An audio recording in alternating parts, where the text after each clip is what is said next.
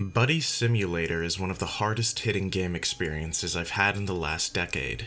It is not only effective as a horror game, but it's also a love letter to the evolution of games in general. There's inspiration in this game from the text-based era, influences from games like Undertale, Portal, and also delivers a more atmospheric and emotion-based horror rather than having just cheap scares. If anything I just mentioned sounds appealing to you, do yourself a favor, click off this video now and play this game blind. It's also another game with a great cost-content ratio, being only $9.99 and easily coming in at 6 hours for a single playthrough. If you still need more convincing, then heed the following info. This game has so many surprises and tricks up its sleeve, and it's at its best when you're playing along with it, and later on, it's even better when you don't. Its narrative is layered, with one story being presented to you while you're aware that something more significant is happening in the background. The premise is that you interact and befriend an AI that progressively becomes more advanced and self-aware. It talks to you, and you communicate with it through gameplay and your own written actions. The layered nature of the narrative bleeds its way into other aspects of the game as well. One minute you're playing one genre of game, the other you're not. One moment the atmosphere is happy and cheery.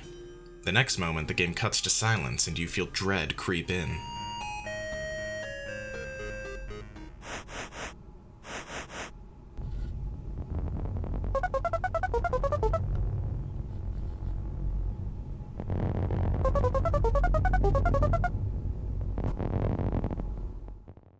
One second the game is functioning as it should, the next, something else is happening.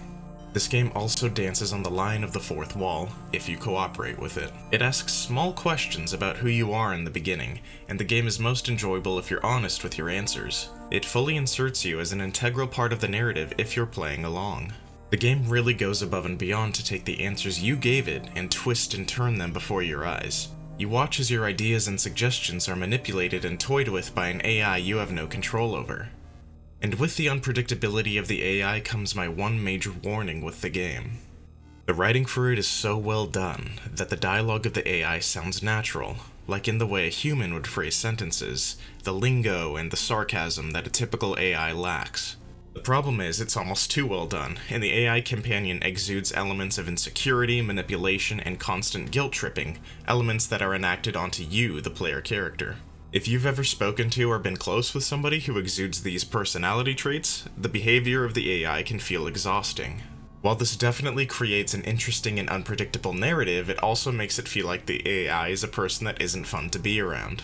That's clearly intentional though, and is more a matter of perspective rather than an actual critique of the game. The AI makes up for its questionable personality by guiding the player through an ever-evolving gameplay system. One of the best things about this game is wondering what new mechanics are about to be implemented next, no matter how simple they are. Something that surprised me as well is that humor is also a big factor in this game. The characters you encounter are funny, likable, and inject entertainment and creativity into a game that would be an empty-feeling horror experience without them. The other creative aspect of this game once again relies on your choices. Encountering direct references and results to information you submitted makes you look at the game in an entirely new way. You think to yourself, did the game really just change this much because of what I said? And how many other parts of this game would be different had I said something else in the beginning? The slow realization of all the different possible outcomes makes the game irresistible to replay. The nature of this kind of game means that not a single player's playthrough is exactly the same.